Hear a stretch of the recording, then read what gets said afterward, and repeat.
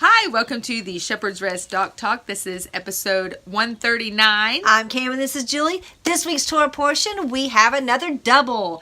We are looking at Leviticus 16 to the end of chapter 20. Lots of good things. I know one year I said it's like reading Proverbs because it's boom, boom, boom, all this information, And again, that's how I felt reading it. It's a lot of information. It is. We have the past. If you like to watch it, it is episodes 42 A and B, 43 A and B, as well as 92. So feel free to go watch those. Great stuff. We're going to not necessarily touch on the same things. That way we keep building our pool of information. Knowledge base. Yeah. I know one year we'll start kind of going back over it, but not this year. Still new stuff. It always is. That's why he has us do it over and over and over. There's always more information, right. More little nuggets to get, right? More insight. Yeah, always learning. And it's a good reminder of the things that we've already learned, especially if we kind of get lax on applying them. Yeah, good point. One thing I wanted to bring up that I don't think we've talked about because I don't remember seeing it, but again, it may be one of those things that, we did know this. Okay. But back, so we'll start with chapter 16, as always the beginning, but again, that stems from Leviticus 10. Okay. So in Leviticus 10, remember it says that Nahab and Abihu brought strange fire. Right. But there's something else to that I thought, how interesting. And let's read that real quick. When we look at 10 verse 1, it says, and Nahab and Abihu, the sons of Aaron, each took their fire holder and put fire in it and put incense on it and brought strange fire before the Lord. So the combo is the incense is already on it. Okay. Okay. And I know we talked about this last week. I believe it was last week. And it talked about the word strange fire. Actually, it was 2 weeks ago. The strange fire, and that the word strange can also be hooked with idolatry. Right. And the word abomination can be hooked with idolatry. So what was considered a strange fire already had incense on it. Now let's go to chapter 16 where the Lord is going to show them how he wants it done. And if we look at 16 verse 12, this is the Lord telling Aaron, it says, and shall take a fire holder filled with burning coals of fire from the altar before the Lord. Okay. This is fire taken from the golden altar. That's what's before the Lord, right. Not the one outside, which is probably either, like we talked before, either Nahab and Abihu took it from that, or they took it from the original source of fire that they had used. Right. We don't know which. All this is midrashing. But right here, the Lord's showing, no, you're going to bring the fire that's from the golden altar. Okay, so here's a thought. The altar outside is consuming flesh. It's consuming things. Uh-huh. But the one on the inside is not consuming. It's considered the prayers. Uh-huh. It's lifting up the prayers. It covers. Yes. Oh, yes. It covers the mercy seat. And what do our prayers do? Covers. Right. So we have, this is where the coals are taken from. But then let's keep reading. It says, with a hand filled with sweet incense beaten fine, you shall bring it inside the veil. The incense is not in the fire yet. Okay. But Nahab and Abihu already mixed it and went in. We're trying to go mixed. in. They mixed what wasn't called to be mixed, even though there were two holy things. Oh my gosh. Two holy things, but not mixed appropriately. Then making it strange. Strange. Okay. So then let's keep reading. In 13 it says, and he shall put the incense on the fire before the Lord, and the cloud of incense shall cover the lid of appointment, which is where the witness is. Okay, so that's the witness. The 10 Commandments are in there, right? So there was an order in which to treat these two holy things. You keep them apart until you are in the veil, in his presence. Then you mix them. Right. So they did it before they went. Yes. We're going to go in. Making it strange. Making it not the way it should be. Even though they had two holy things, they made it two wrongs don't make a right. That idea. Or two rights sometimes don't make a right. Yeah, there you go. It's two holy things, Okay, so we kind of see that same idea, and that is later on in the chapter. We see it in chapter 18 and 19. I'm going to look at 19 verse 15. It says, do no unrighteousness in right ruling. Which means you can have a right ruling And it not be and, right. Correct. And still use it incorrectly. You can have something holy, but still use it incorrectly, which hooks back to this. So they have two elements that are correct, but mixing it incorrectly at the wrong time. Right. Again, showing why his timing and his instruction is so important. Yes. Remember, we've said this multiple times. Nahab and Abihu, there's never anything bad said about them. They just brought the strange fire. Right. And Rabbi Richmond makes this interesting comment. He says that the whole point of chapter 16, the whole point of Yom Kippur, is in honor of the desire of Nahab and Abihu, of wanting to draw near. All the way. Yes. And so because they wanted to but got struck down, like we said, just wrong clothes. Oh. Now the Lord's showing them how. It's like zeal without knowledge is my dangerous. gosh. Yes. Right? Yeah. So many people look at the Crusades, look at all of these different aspects. You can look at Paul. Yeah. Paul is a great biblical, he was doing what he thought was correct according to Torah law. He was doing what was correct. Right. But right. But he really wasn't, because they weren't blasphemers. Right. Yeah. So again, taking what would have been correct and a right ruling, that's what and this using is. it unrighteously. Right. So, oh my gosh, it just makes me so thankful for Yeshua. Oh, I know. Because seriously, Nadab and Abihu are a perfect example of why we really need Yeshua to cover us where we are deficient. And think about it. While sad, they were considered a precedent was made with them. You know. Yet we see through the rest of the Tanakh and through the Brit Hadashah where multiple times where Israel could have been completely shot down for doing it wrong. But the point was they knew, there was mercy. So while some may look at this and go, well, there's no mercy. Well, really, if according to what Rabbi Richmond's suggesting, wow, what mercy, because of their not good event, okay, we look at it and then we're all able to learn that is still mercy. Right. And again, their names are listed throughout the Torah still. They're never removed. Even when it goes into the land, they still name these two sons. Right. As those who enter the land, even though they didn't enter the land. Right. It's interesting. But staying on the same note, so here we see, again, we have two things that are holy being put together incorrectly in chapter 10, being put together correctly in chapter 16 to draw near. Okay. So this whole week, I really am seeing the pattern. Actually, last week as well, the whole, chapter 10:10 starts with you're going to show between holy and unholy, clean and unclean. And then we had that again at the end of chapter 20. It's going back to the clean, unclean, what's important. Mm-hmm. So let's play with these words a little bit to get a better understanding. And that's going to be the holy and the abomination. Okay. So as suggested before, the word abomination can also link to idolatry. Like strange is idolatry. Okay, so these are things that have to do with other gods.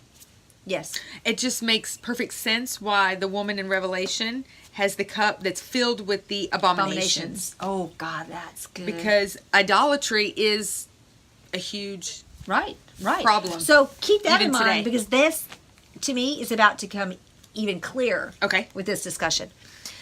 Let's talk about the word holy first. Holy means to be set apart, right? And we know that holy can be good set apart or bad set apart. So our bad set apart is someone's good. What?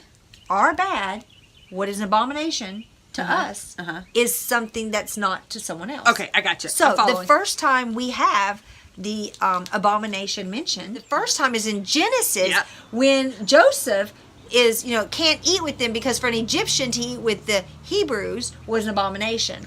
I just looked up this word when I was studying this week. Abomination. So you have, that's the first time. Then the next time, after the Joseph and his brothers, now we go into Egypt with Moses, and now you have Moses like, well, we can't do that because it'll be an abomination to you. It's going to be an abomination to them if they eat and slaughter one of their gods. Right. So again, yet holy to them. Correct. And to so the Lord. what's holy to us, set apart, has been set apart for them as well. But when we break their idolatrous worship, it's an abomination to them. Got it. So let's look at it this way. We have two sets of holy.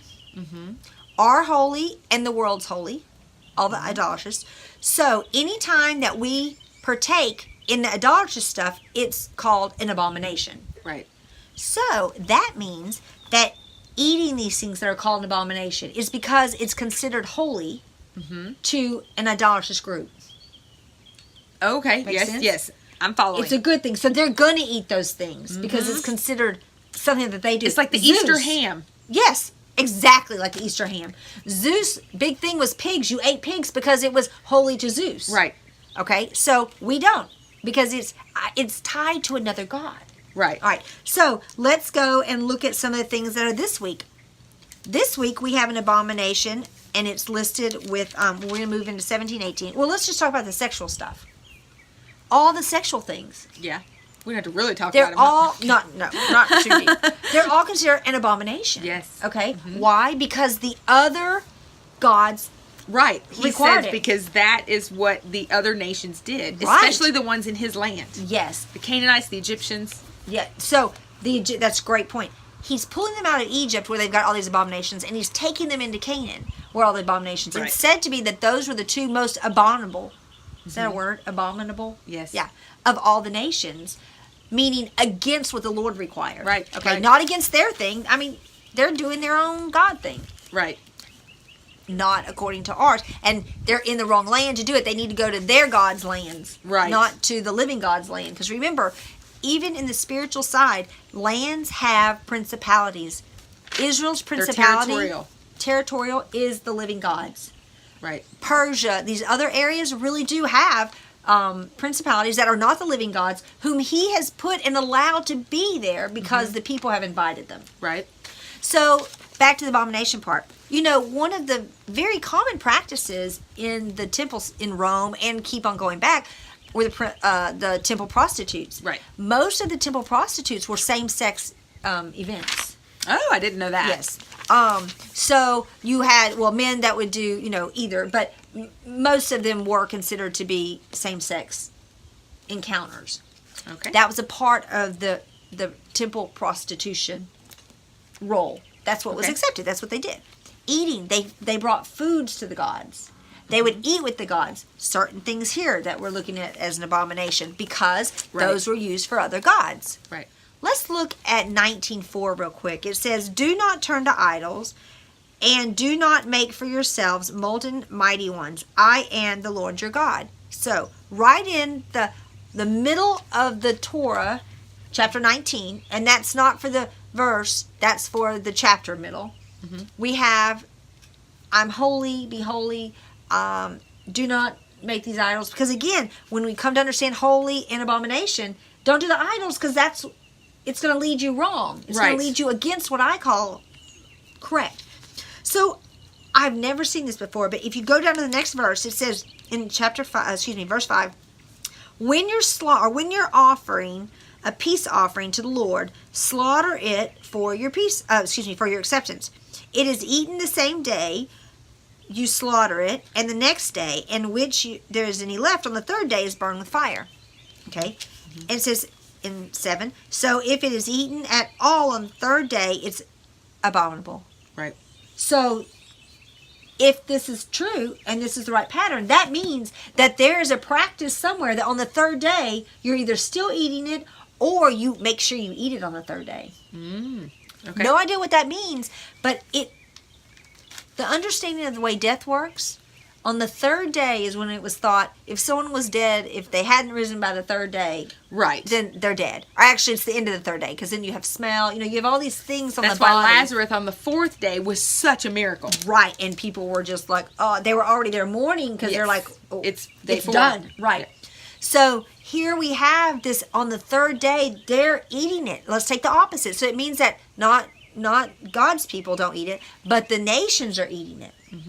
If they're eating it, I just see it somehow hooked with death.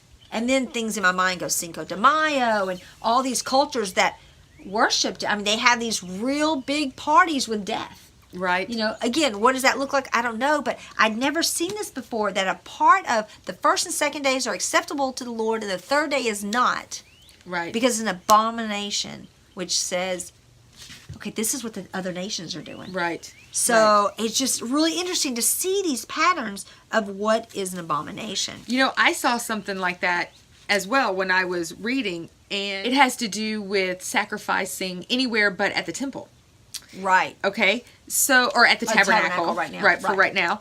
And I thought, he says, because he uses it and says, lest you become like the nations. Yes. And I thought, that's why you can't slaughter anywhere else. Not because the Lord's like, nope, it has to be right here, and if you can't come here, then forget it, like we think. But it's the other way. It's like, no, it's for your protection, because my people in my house are going to be constantly doing this correctly. Right. So when you bring it to my house, you won't mix any of the way the nations slaughter to their gods.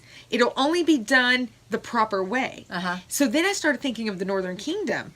That, it was so easy for them to slip far, far into idolatry and adultery, right, spiritual adultery, because they were not going to the temple. They were right. They were building their own altars that were for the Lord, but because they did it that way, look how easy Jezebel was able to come in and just completely turn them to another god instead of just doing a different way. Right. So how easy is it going to be now for the Antichrist to just slip in and have his people worship, God's people worship, right, not the living God, right, but him, right, and they don't even know it. All the root system has been shaken enough that it's not holding onto the soil anymore, so it's easily ripped up. I will say on that, we do see where there's some hunting, and that's in 17:13, right, where it talks about, it says, and any man from the children of Israel or from the strangers who sojourn among you, who hunts and catches any beast or bird which is eaten, shall pour out its blood and cover it with dust. Okay, right there, you don't bring that. There's not an issue. That's not, see, there's no sacrificing that in the fields. It's not a problem. You're going to hunt them out in the field, then you're going to dress them, and you're going to do the blood right there. Right, right. That is not something that's being used that's not to sacrifice. Worship. Right, because they don't use a deer. They use the same things that the Lord was calling for. Again, because go all the way back to the beginning, the enemy has just perverted what the Lord said he wanted, perverted it to say, oh, look, so you're still giving a lamb. So on that note, Bill Cloud said something last week that has really stuck with me. And it really goes with this. And he talked about how society today says we always want to look at what we have in common. Right. Yeah. I knew you were going to talk about that. But really, we should look at what we have differently. How are we set apart? How are we set apart? So when we come to understand the difference between abomination and holy, if we're only talking about what we have alike, we really are going to be throwing abominations in there, not understanding. So then I was like, golly, after reading this, how to be set apart, it really is to be able to point out how we're different according to the Lord. Not like, well, I like chocolate ice cream, you like vanilla. We're talking about scriptural things. When we understand the differences based on the Word, then we can help to protect the land. We can help be a keeper to our brothers. We're really helping each other by doing that. And it keeps us grounded in the Word. And we talked about that last year, I believe, that because we didn't keep ourselves in check each generation is why, as Julie said, we got way over here in the ship. So when we will look at how we are different versus how we're alike, I think that really that will start to bring us in closer to reflect our Creator than what we're doing today. Right. And by doing that, we're really showing how to love your neighbor as yourself. Absolutely. Because that's the whole goal, right? Yes. Yeah. And it's not loving our neighbor if we never display or share with them the correct way. Because in the end, it's how many people are going to say, I didn't know, and we had all this information, right, and we had all this way of living that we didn't want to display. Right.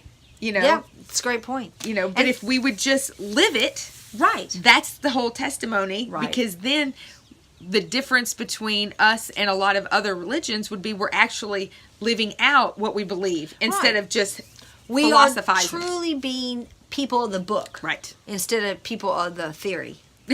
Exactly. It's kind of like college. It's all theory until you get out in the real world. Right. Then you have to apply it. So we want to be those who apply it, not just sit in the pulpit and get the theory. Exactly. Yeah. And we'll end with this about the mixing, and that's in chapter 19, and it talks about in verse 19. it says, guard my laws. Do not let your livestock mate with another kind. Do not sow your field with mixed seeds. And do not put a garment woven of two sorts of threads upon you. And I know that's a whole another thing. But I just want you to realize these are 3 different types of things of not mixing. The point here is don't mix. Mm-hmm. Don't mix. You can't take the abomination and the holy and mix them, because we end up with what happened with Nahab and Abihu versus what's going to happen with Aaron when he goes in. Yes. So anyway, Very that's good. what we got this week. It was fantastic. I just love the Word of God. It just constantly is growing. Yes. Saw a lot this year. All right, well, that's all we have for you for this week. It was very good. Yes. And can't wait to see what he has in store for us next week. Yay! All right, well, thank you so much for joining us, and we will see you next week, and we hope you have a fantastic week. Shalom!